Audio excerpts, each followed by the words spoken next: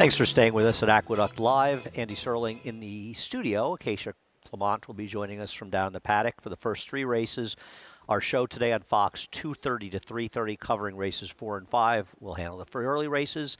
Greg and Maggie will handle the races after the show. Today's first race, 2-year-olds going 5.5 furlongs on the dirt. And I thought today's card in general, one of the more interesting cards we've had, with some very, very competitive turf racing throughout the day. Some races where I don't think you're going to see some heavy favorites, and even a heavy favorite in the 8th race that might be kind of vulnerable. Starting with the first race, we'll start with 2 of the 3 horses that ran.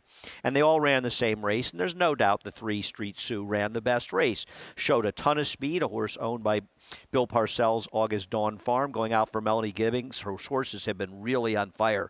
She ran extremely well up in Saratoga, as she did last summer, and this horse also down here ran very well. Now, maybe this was a last time was the time type horse, and clearly she has a lot of speed, but to discount her chances her second start just because she ran well first time at a better price would be silly. I'm going to try to beat her, but I'm not going to be surprised when I'm on a fool's errand, and she's just the horse that has the most speed. But it's not as though the race was that good, so I think it does make the first-timers in here, and there are 3 particularly dangerous. And I also think Prince of Broadway, who finished 3rd in that race, is probably the one that will benefit the most from that one start.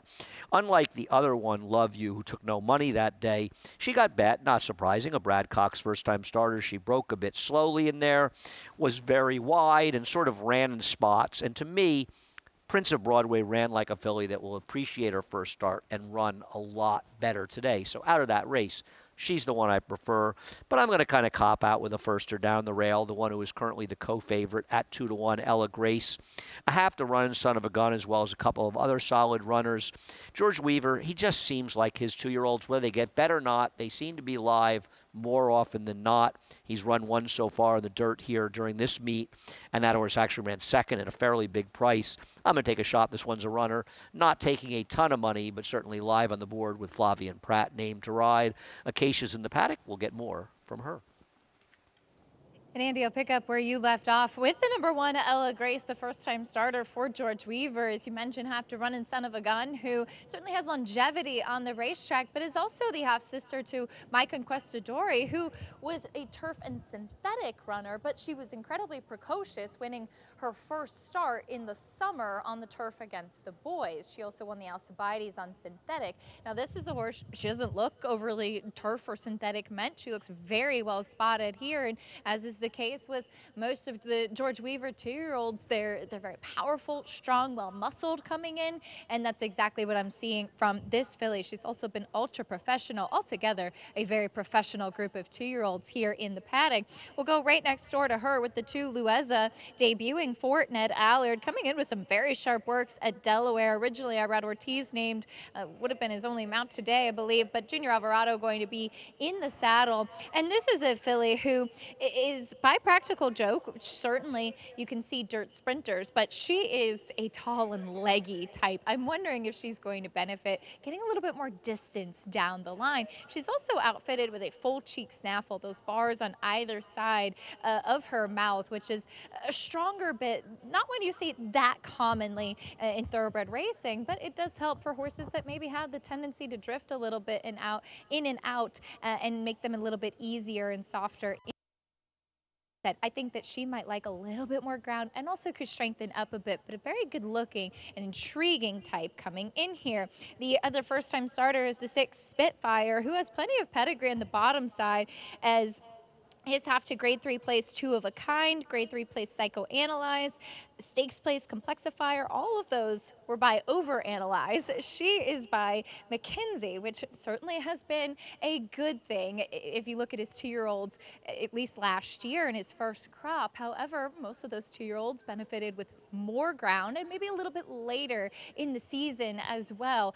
She probably could go a little bit longer, but she looks like she could be a bit more of the precocious McKenzie's. Very, very well turned out for Kenny McPee, completely dappled.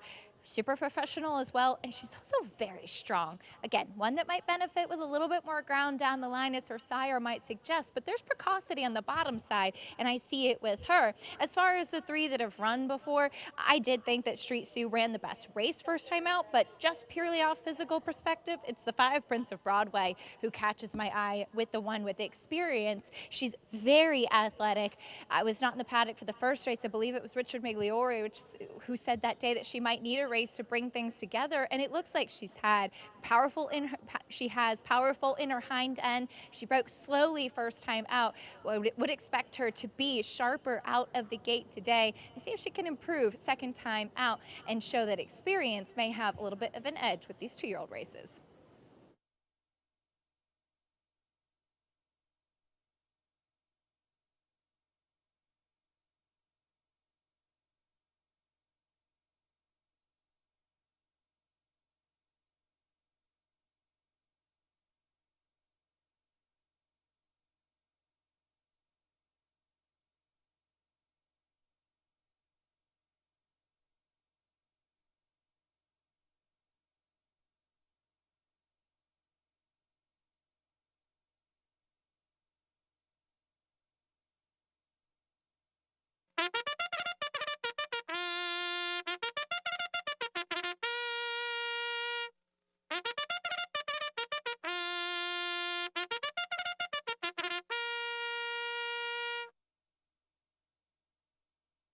Horses step on the track here for today's first race. Race 1 started the early pick 5.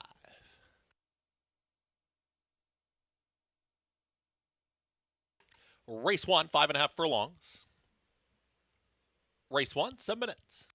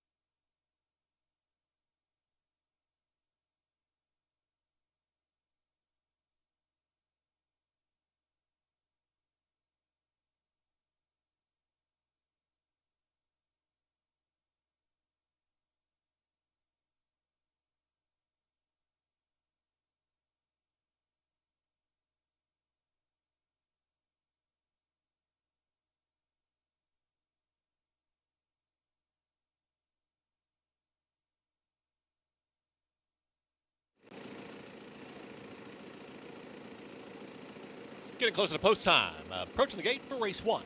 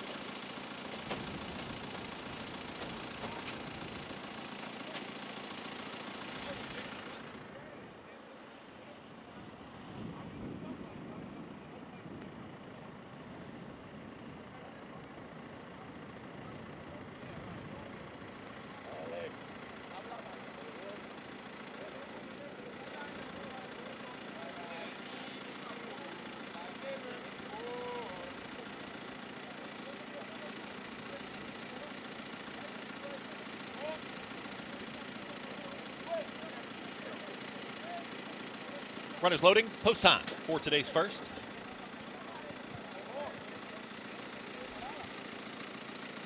Ella Grace has gone in. Here's Lueza.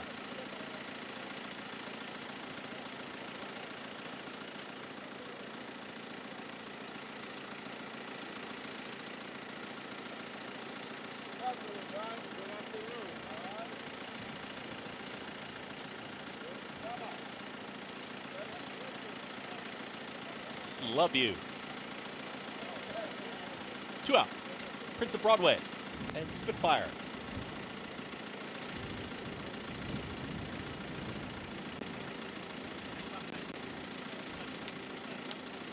Spitfire to the outside.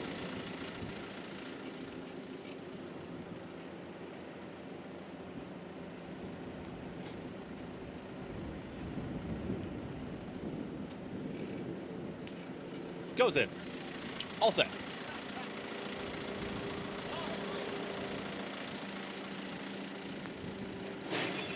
And they're off. Street Sue right out to the front. Quickly flashing early speed, and Street Sue does it easily. Is up by a length and a half, almost 2. Prince of Broadway is now stalking second with At the Rail. That's Ella Grace, who's alone in third. Gets joined to the outside by Love You, and in behind them, Lueza, and the trailer is Spitfire. They're chasing Street Sue, who got right to the front, and Street Sue is into the far turn, still clear by a full length, 22.65 for the opening quarter mile. Prince of Broadway is in pursuit, is now within a neck of the leader, has moved in a lot closer, and here comes the run from Prince of Broadway. Is time to challenge. Prince of Broadway to the outside here of Street Sue, who's trying to hold that margin, but they reach the top of the stretch, and new leader is Prince of Broadway, who tries to kick on and does. Prince of Broadway is now opening up here late. Prince of Broadway starts to sprint clear. A furlong left to go. Manny Franco said go on Prince of Broadway. And this is a nice victory here inside the final 16th. Geared down. Impressive. Prince of Broadway wins it.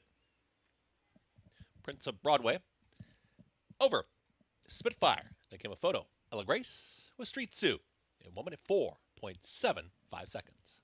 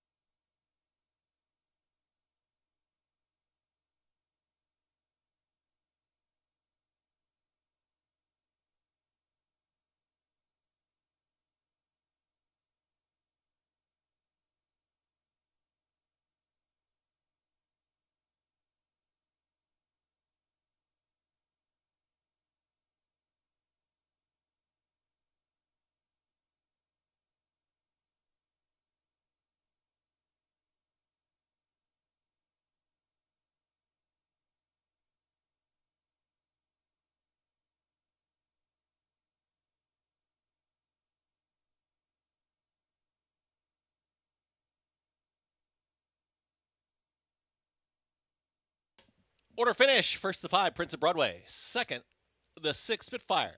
Third, the 3, Street Sue. And fourth, the 1, Ella Grace. 5, 6, 3, 1 in race 1.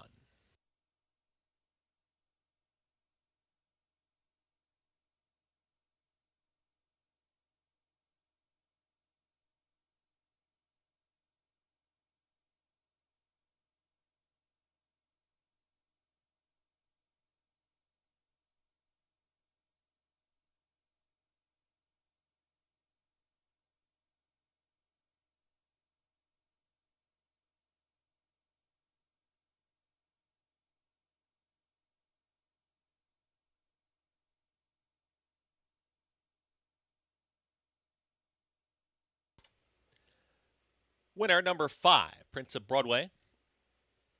She's a 2-year-old, bred in Kentucky by Volatile out of American Queen.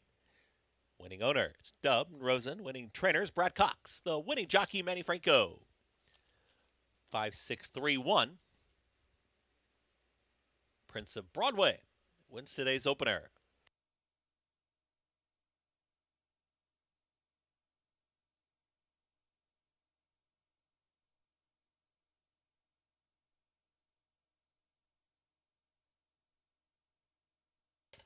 $1 exacta 5, 6, 22, 10. The trifecta $45.75 and superfecta $237.25.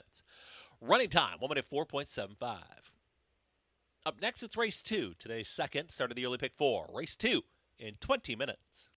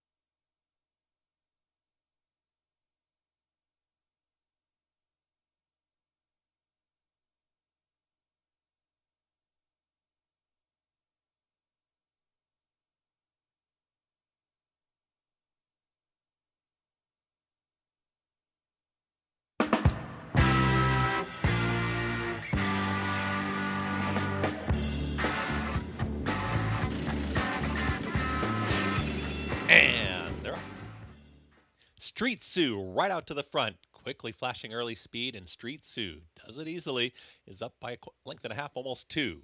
Prince of Broadway is now stalking second with At the Rail. That's Ella Grace, who's alone in third. Gets joined to the outside by Love You, and in behind them, Lueza, and the trailer is Spitfire. They're chasing Street Sue, who got right to the front, and Street Sue is into the far turn, still clear by a full length, 22.65 for the opening quarter mile. Prince of Broadway is in pursuit, is now within a neck of the leader, has moved in a lot closer, and here comes the run from Prince of Broadway. Is time to challenge. Prince of Broadway to the outside here of Street Sue, who's trying to hold that margin, but they reach the top of the stretch, and new leader is Prince of Broadway, who tries to kick on and does. Prince of Broadway is now opening up here late. Prince of Broadway starts to sprint clear. A furlong left to go. Manny Franco said go on Prince of Broadway. This is a nice victory here inside the final 16th. Geared down, impressive. Prince of Broadway wins it. Prince of Broadway over Spitfire. Then came a photo. Ella Grace with Street Sue in 1 minute 4.75 seconds.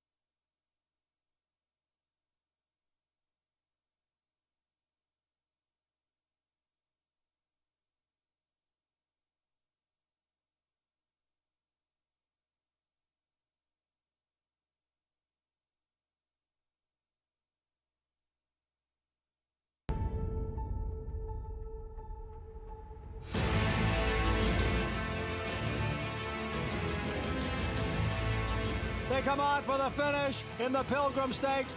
Annapolis by a head. It is Annapolis in front. It is Annapolis to win the Coolmore Turf Mile.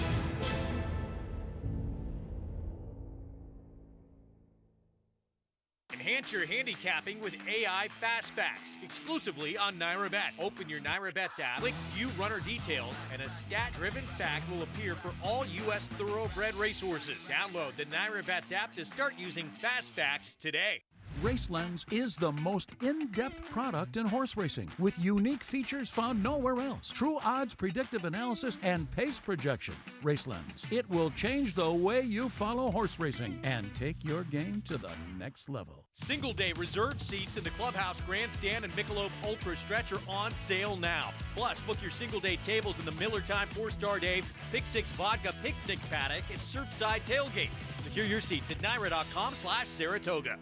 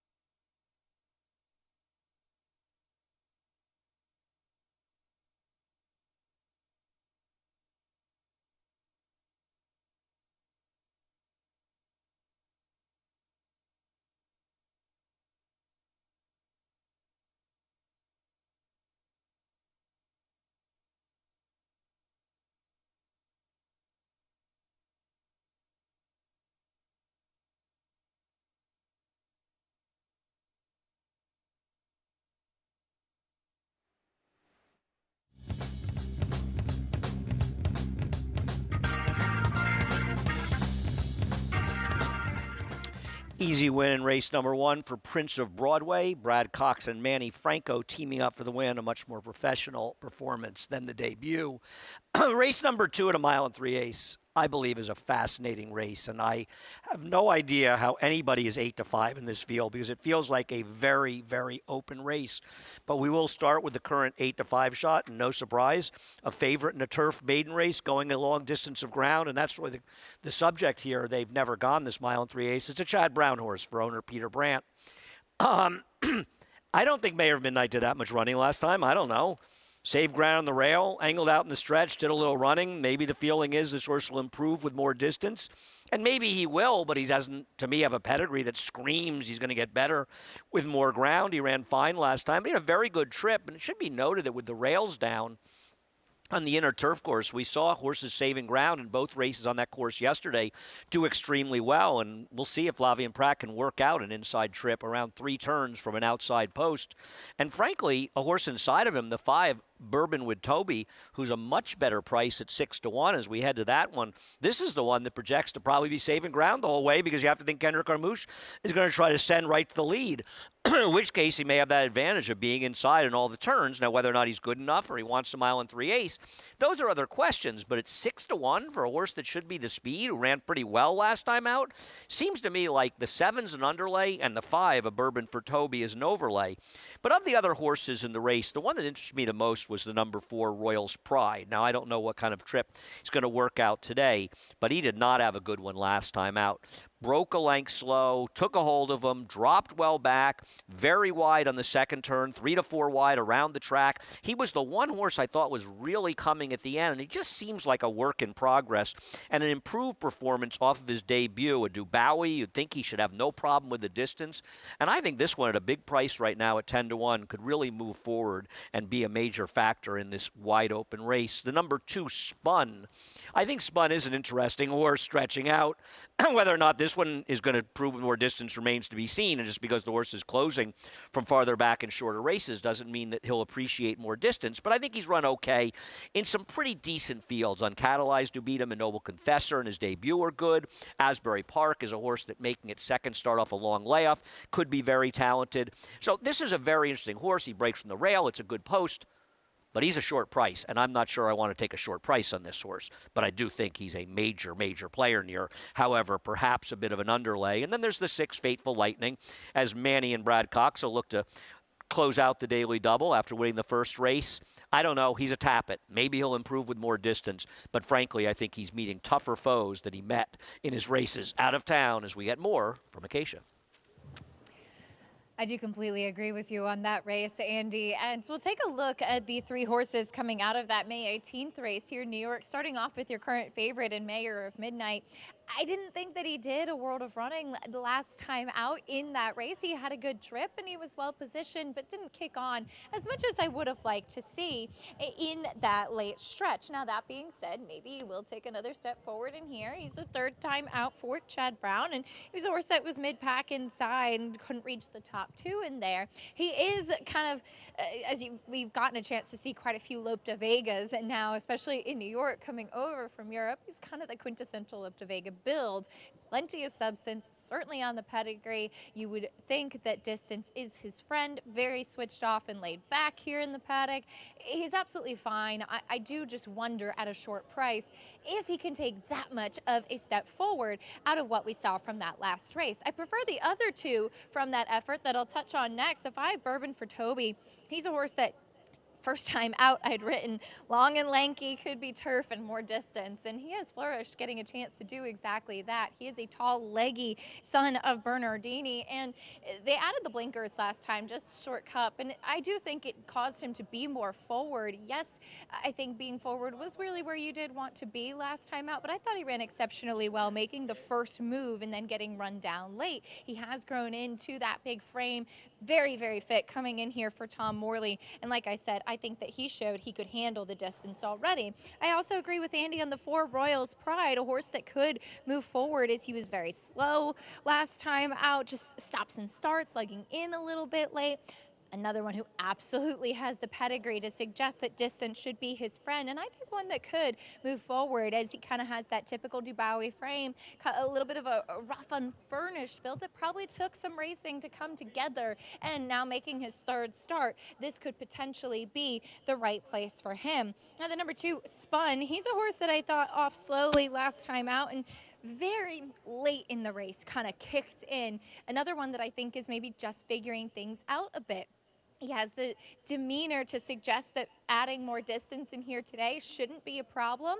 He has some good size to him as well. He's strong, fit enough coming in here, but he is a little bit of a wise guy looking horse, taking quite a bit of attention. We'll see if he's able to run to those odds, because I do think that he's intriguing, a horse that may be getting ready in his third start to make his best effort yet as they head out for a very interesting race on the turf in race 2.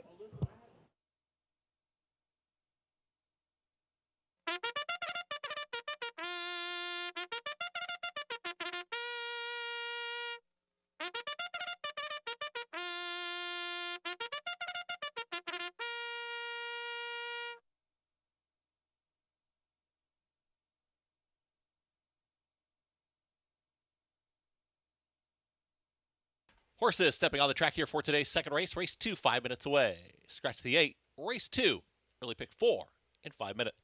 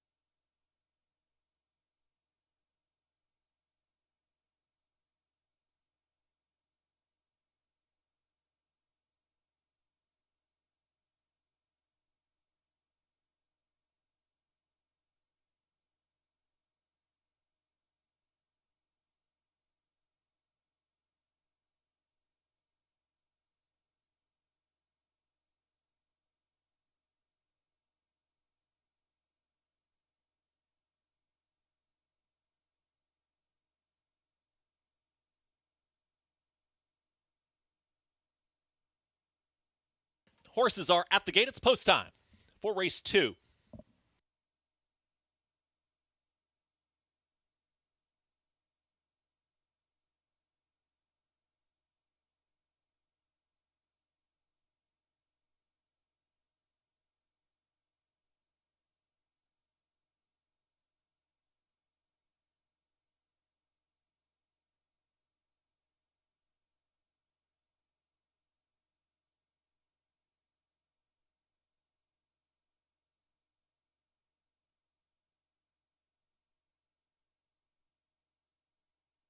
Field loading. Spun goes in first.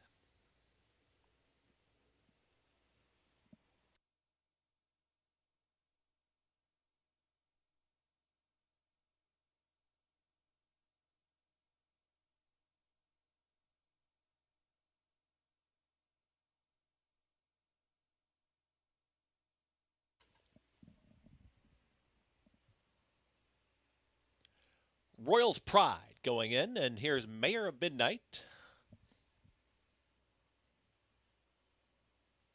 Last to load, Bright Angel.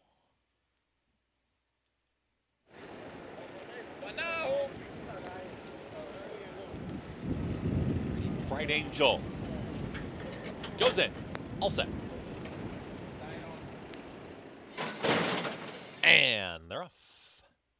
Extraordinary One, right out towards the front with De La Cruz. And now De La Cruz puts a nose in front, and these two, neither really wants the front, but now Extraordinary One will kick on and sprints clear a little bit, keen into that turn. Pumped up now, Extraordinary One has put a length right there to the outside as De La Cruz. At the rail, it's a patient ride here on Royals Pride. Has found a nice spot here, tucked in at the rail, is now a shared third and fourth with Fateful Lightning towards the outside of that rival. Behind them comes Mayor of Midnight and Flavian Pratt. They're alone now in fifth, followed by A Bourbon for Toby, who's in front of Spun, and the trailer, Bright Angel. They're chasing Extraordinary One through a 25.69 opening quarter mile. Content to sit second is De La Cruz, just stalking the pace setter, and still wide here is Fateful Lightning in third. At the rail, Royals Pride saves all the ground through a 51.45 half-mile time, and Extraordinary One, and Katie Davis going to try and take them all the way. De La Cruz still right there in second. At the rail comes Royals Pride. Towards the outside, still Fateful Lightning. That's the top four. Nice spot still for Mayor of Midnight is in fifth. Now about mid-pack is in front of Spun, who's picked up a place over A Bourbon for Toby. And the trailer continues to be Bright Angel as they work to the backstretch, and Extraordinary One is still in front. Extraordinary One, but moving in much closer now in the two-path. Here comes De La Cruz. Ricardo Santana Jr. ready to challenge, and picking it up once again. Extraordinary One doesn't want to give up the lead, and three wide comes Fateful Lightning. No move yet from Royals Pride. Just waiting for a Seamus, saving all the ground around the racetrack, and here comes Mayor of Midnight towards the outside from fifth. Spun, nowhere to go right now, and A Bourbon for Toby starts to move. A Bourbon for Toby now makes the move up here on the outside, three wide. Mayor of Midnight sees that move, and it's going to be five across the course as they reach the top of the lane. At the rail, the long shot Extraordinary One. Here, ready to pounce is De La Cruz. Down the center of the course, here comes Mayor of Midnight and A Bourbon for Toby. They are lined up across the course.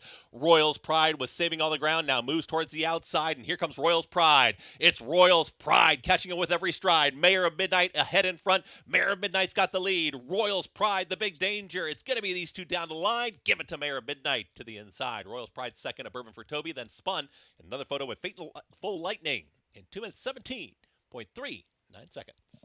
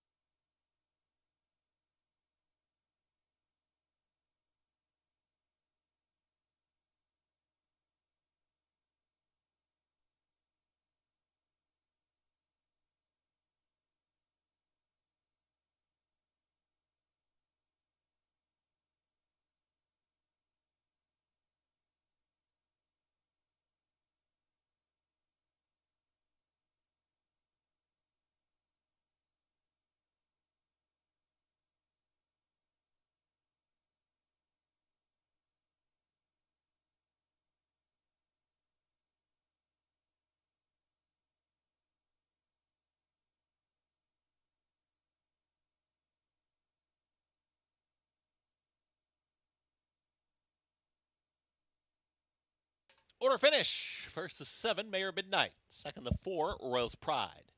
Third, the 5, A Bourbon for Toby. And fourth, the 2, Spun. 7-4-5-2 in race 2.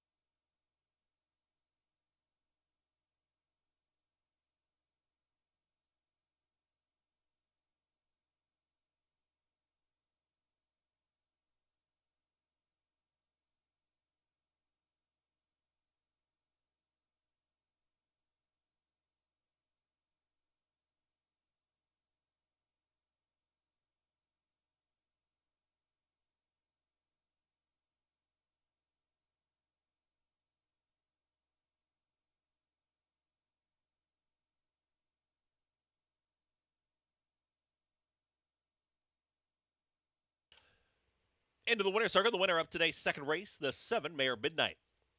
He's a 3-year-old gelding bred in Ireland by Lope de Vega out of Emerique. Winning owners, Brant and Suffragan. Winning trainer is Chad Brown. The winning jockey, Flavien Prat.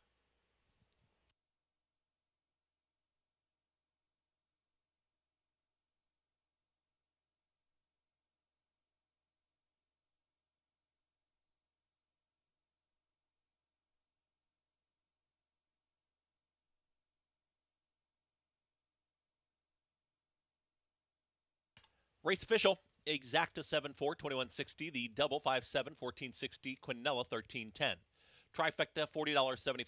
Superfecta $439 even. Running time 2 minutes 17.39. Up next, it's race 3. Today's third, 19 minutes away. Race 3 in a mandatory pay pick 5 starts here. Race 3 in 19 minutes.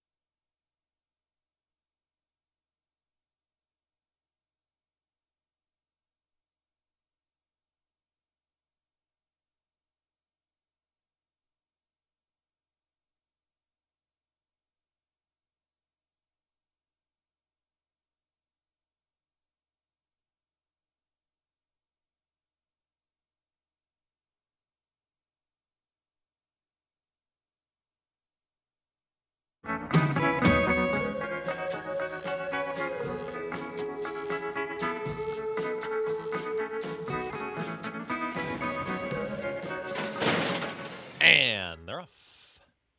Extraordinary One, right out towards the front with De La Cruz. And now De La Cruz puts a nose in front, and these two, neither really wants the front, but now Extraordinary One will kick on and sprints clear a little bit, keen into that turn. Pumped up now, Extraordinary One has put a length right there to the outside as De La Cruz. At the rail, it's a patient ride here on Royals Pride. Has found a nice spot here tucked in at the rail, is now a shared third and fourth with Fateful Lightning towards the outside of that rival. Behind them comes Mayor of Midnight and Flavien Prat. They're alone now in fifth, followed by A Bourbon for Toby, who's in front of Spun, and the trailer, Bright Angel. They're chasing Extraordinary One through a 25.69 opening quarter mile. Content to sit second is De La Cruz, just stalking the pace setter, and still wide here is Fateful Lightning in third. At the rail, Royals Pride saves all the ground through a 51.45 half-mile time, and Extraordinary One, and Katie Davis going to try and take them all the way. De La Cruz still right there in second. At the rail comes Royals Pride. Towards the outside, still Fateful Lightning. That's the top 4. Nice spot still for Mayor of Midnight is in 5th. Now about mid-pack is in front of Spun, who's picked up a place over a Bourbon for Toby. And the trailer continues to be Bright Angel as they work to the backstretch, and Extraordinary One is still in front. Extraordinary One, but moving in much closer now in the 2 path. Here comes De La Cruz. Ricardo Santana Jr. ready to challenge and picking it up once again. Extraordinary One doesn't want to give up the lead. And 3 wide comes Fateful Lightning. No move yet from Royals Pride. Just waiting for Seamus, saving all the ground around the racetrack. And here comes Mayor of Midnight towards the outside from 5th. Spun, nowhere to go right now. And a Bourbon for Toby starts to move. A Bourbon for Toby. Now makes the move up here on the outside 3 wide. Mayor of Midnight sees that move, and it's going to be 5 across the course as they reach the top of the lane. At the rail, the long shot Extraordinary One. Here ready to pounce is De La Cruz. Down the center of the course, here comes Mayor of Midnight and a Bourbon for Toby. They are lined up across the course. Royals Pride was saving all the ground, now moves towards the outside, and here comes Royals Pride. It's Royals Pride catching him with every stride. Mayor of Midnight ahead in front. Mayor of Midnight's got the lead. Royals Pride, the big danger. It's going to be these 2 down the line. Give it to Mayor of Midnight to the inside. Royals Pride second, a Bourbon for Toby, then Spun. Another photo with Fateful Lightning in 2 minutes 17.39 seconds.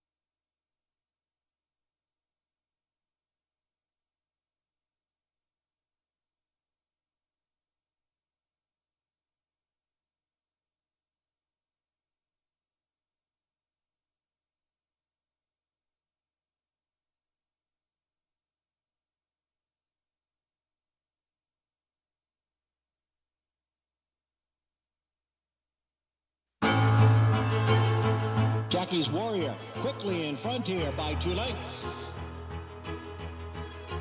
Here comes Jackie's Warrior up the inside to take over the lead from Life is Good. Jackie's Warrior remains undefeated here at Saratoga, and he wins an unprecedented Grade 1 stakes at the Spa for the 3rd straight season.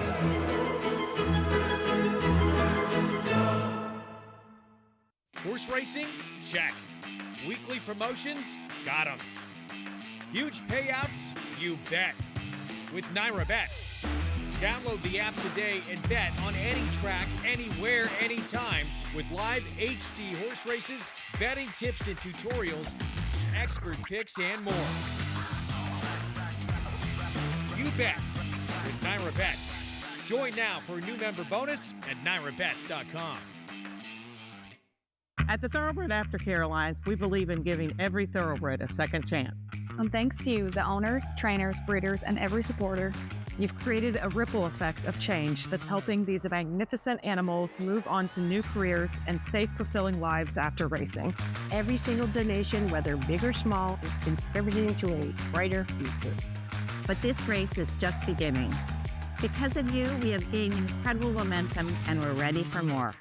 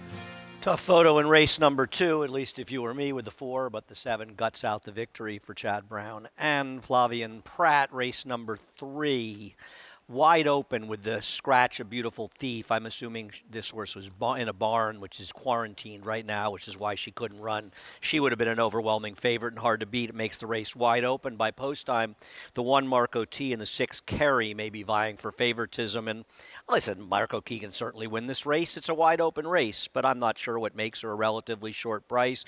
She's had 12 chances. She's piling up the second place finishes with 4. She's frequently a short price.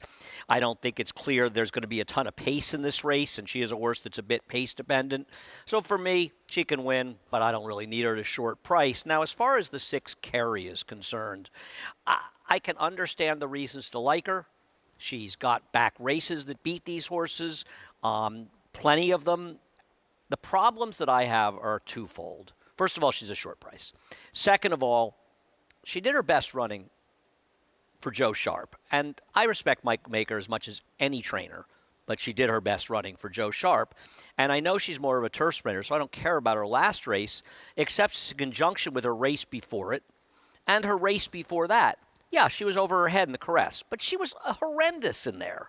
And I think there's a real chance that she's just not the horse she once was. She obviously has back credentials. I can see why people think she could win this race, and I can see why she may win this race. But I worry about her not being in Joe Sharp's barn anymore, and I worry about the possibility that this 5-year-old is just not the horse that she once was. The number 8 Weekend Rags is dangerous, in my opinion. She faced a much better field last time. Got to find a way to work out a trip from outside, as I think you do want to save some ground if possible. But she's got races that are good enough. I ran against much better horses in Florida, and she gets class relief here. I think she's a fairly logical player currently at 5-1, though I picked the number 5, Being Betty. I know she's done well going longer, and maybe she does want more distance, and maybe this is a prep for stretching out. But she's got a pedigree that says she should be a sprinter. She ran okay sprinting early in her career. I actually think she ran well her last time sprinting when she was off the rail, and the rail was super, super strong that day, and the first 2 finishers were either on the rail the entire way or about 85% of the way, and she chased outside the whole way, and think she might be interesting cutting back to a sprint, and she's a little bit better price in a wide open third. We'll get more from Acacia. Start things off with the number 6, Carey, because as you mentioned earlier today, with the scratch of the George Weaver runner in Beautiful Thief out of this race, who I'm not sure, but I'm guessing being here at Belmont, probably likely affected by the quarantine taking place over there. But with the scratch of that horse, it made this race so much more wide open, and now we do see Carey opening up as the favorite, so I think the morning line totally changed as a result. Now, Carey, my thought with her was that she hasn't been facing New York breds in quite a long time. She's a better sprinter. She cuts back in distance today. That being said, she does have some questions to answer because she's coming in off of 3 very disappointing efforts, and while one was in conditions that I don't think that she wanted and one was a graded stake, she still has run poorly in those last few efforts. She comes back here looking incredibly fit. I thought that she was interested in getting back in against New York breds and sprinting. She's eligible for this race because she's in for the tag, but at a short price, I do think that she needs to prove herself. The number 8, Weekend Rags, another one who's been facing open company. Another one I think is incredibly intriguing, back in against New York breds, and she ran against some 5-furlong turf specialists down at Gulfstream and some very good horses, and she actually did show some solid efforts for herself. She's filled out nicely coming back here as a 5-year-old. She's very strong. Sometimes she doesn't look the best in her coat. She looks tremendous today, dappled from head to toe. The number 1, Marco T, she is a horse that unfortunately has been rained off a couple of times and comes back in here after also facing open company. Hot Cargo, who she faced last time at Gulfstream, would come back to win again with an 83 Beyer speed figure. She's a closing sprinter, and there's not a ton of pace in here. However, she is incredibly fit coming in, does wear that Houghton bit, which she has worn for the last couple of years. And finally, the 5 being Betty. I've always felt that she's built a bit more like a sprinter. I do think she could strengthen off of the layoff, but while she's always a little bit tricky to get the tack on, altogether, she behaved herself pretty well in the paddock today. So we'll see if she is sitting on go off the bench as they head out for race 3.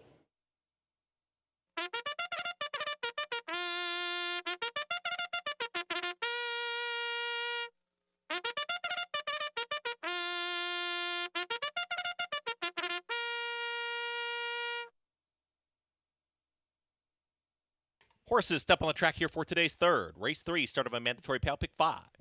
Race 3, 6 furlongs, outer turf, and race 3 is next.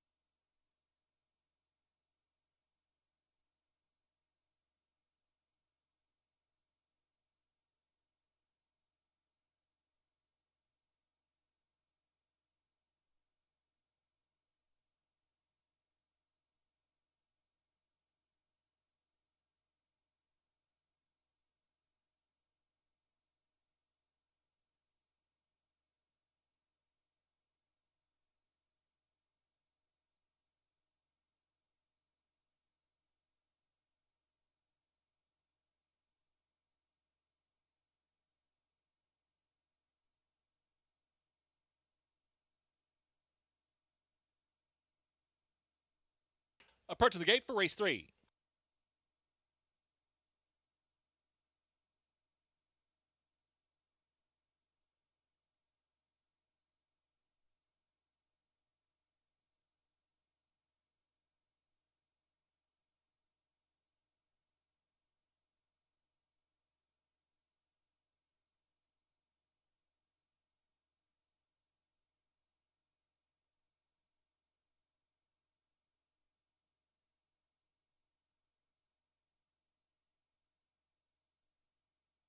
Field loading, post time for today's third.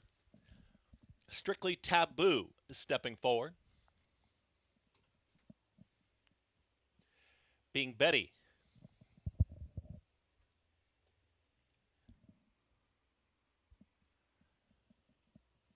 Being Betty goes in. Carrie.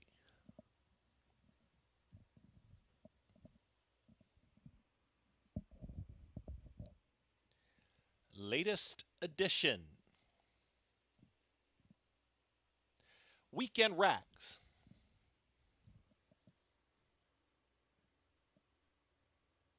Goes in.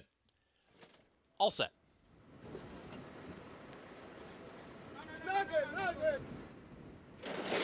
And they're off. Good speed from Being Betty in between horses, right out towards the front with latest edition, and these two square off. In between them, here's Carrie to join them 3 across the course. Far outside, Weekend Rags, looking for a way to tuck in, will now go right in behind. That leading trio is a well-settled 4th, just got in front of Strictly Taboo, who's there in 5th. The 2 at the back, Marco T, with Snowy Evening. Still battle for the front, 21.76 for the opening quarter mile. Being Betty with a nose in front. Here comes the run from Carrie. 2 wide is in pursuit. 3 wide still latest edition. Weekend Rags is hustle along here at the rail from 4th. Is trying to make up some ground. Still 3 off the lead. Strictly Taboo trying to pick it up. Marco T far back. Snowy Evening. They reach the top of the lane. Being Betty is still there. Being Betty is trying to shrug off the challenge from Carrie. Here comes Weekend Rags, who was just off of that early pace, and Weekend Rags in full pursuit of this leader, Being Betty, who's still there. Being Betty, Weekend Rags, Strictly Taboo, and Marco T. They're not out of it either. A 16th left to go. Can Being Betty hold them all off? Marco T on the grandstand side. Being Betty won it. Being Betty over Marco T. Then came a photo. Weekend Rags with Strictly Taboo in 1 minute 8.04 seconds.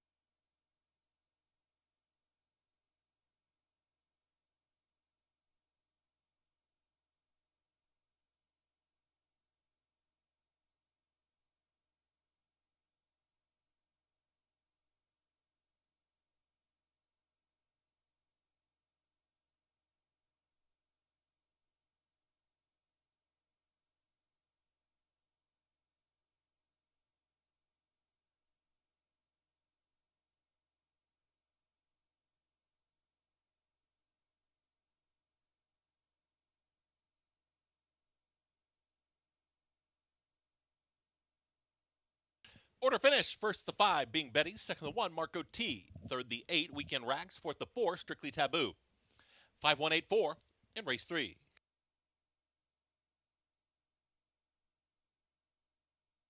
Winner of today's third, the 5, Being Betty.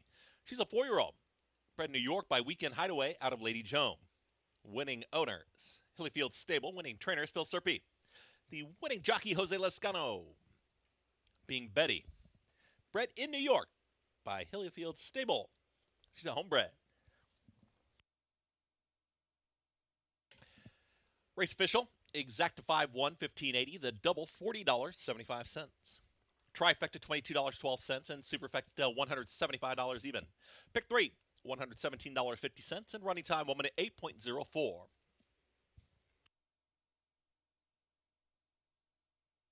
Pick 6 is next. Race 4 starts here. Scratch the 4. Race 5, no changes. Race 6, scratch the 2B and the 10.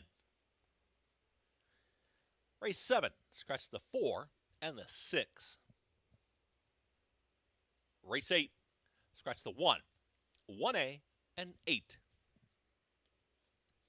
And race 9, scratch the 1A. Pick 6, race 4, 23 minutes away, is next.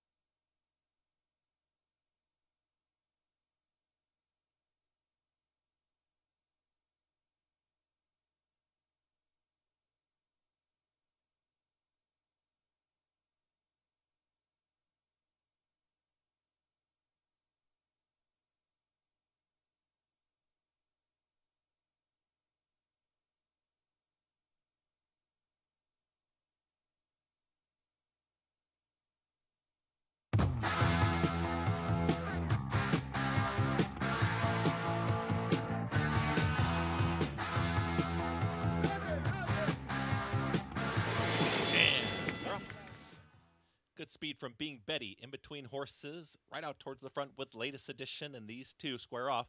In between them, here's Carey to join them 3 across the course. Far outside, Weekend Rags, looking for a way to tuck in, will now go right in behind. That leading trio is a well-settled 4th, just got in front of Strictly Taboo, who's there in 5th. The 2 at the back, Marco T, with Snowy Evening. Still battle for the front, 21.76 for the opening quarter mile. Being Betty with a nose in front. Here comes the run from Carey. 2 wide is in pursuit. 3 wide still latest edition. Weekend Rags is hustle along here at the rail from 4th. Is trying to make up some ground. Still 3 off the lead. Strictly Taboo trying to pick it up. Marco T far back. Snowy Evening. They reach the top of the lane. Being Betty is still there. Being Betty is trying to shrug off the challenge from Carey. Here comes Weekend Rags, who was just off of that early pace, and Weekend Rags in full pursuit of this leader, Being Betty, who's still there. Being Betty, Weekend Rags, Strictly Taboo, and Marco T. They're not out of it either. A 16th left to go. Can Being Betty hold them all off? Marco T on the grandstand side. Being Betty won it. Being Betty over Marco T. Then came a photo, Weekend Rags, with Strictly Taboo in 1 minute 8.04 seconds.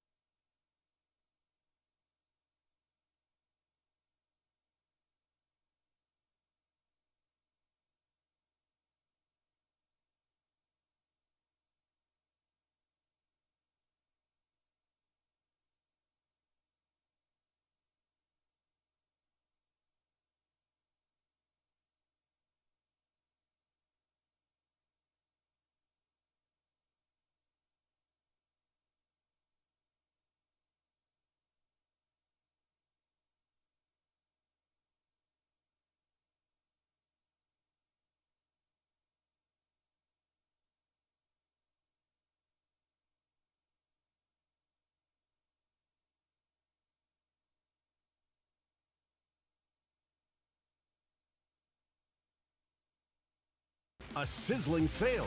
Fasig-Tipton's July Selected Horses of Racing Age. Since inception, this sale has produced earners of nearly $100 million. Recent grads include Grade 1 Vanderbilt winner Nakatomi. And graded stakes winners Fort Washington. And Banishing, a leading market for racehorses ready to run. The Fasig-Tipton July Selected Horses of Racing Age sale, July 8th in Lexington, Kentucky. Where will you be? 16-2, a big black colt. He's a horse that is built for speed. With Practical Joke, it really is a case of like father, like son. It's domestic product kicking clear and opening up here in the stretch. When he ran that speed figure of 106, we were under no illusions that we had a very exciting prospect on our hands. Domestic product just in front, domestic product! When you see horses like that who are capable of replicating the success of their fathers, that have the look that domestic product does, it gives you great confidence. Watch and wager this summer at Laurel Park. Enjoy the best thoroughbred racing in the state of Maryland through June 29. And don't forget, turf racing is back with full fields and outstanding wagering opportunities. Play the early and late value pick 5 and enjoy one of the lowest takeouts in the country. Laurel Park is the place to play and win. Racing Friday through Sunday, first race 12:10 p.m. and free admission every day. For more information, visit laurelpark.com. Laurel Park, the player's track.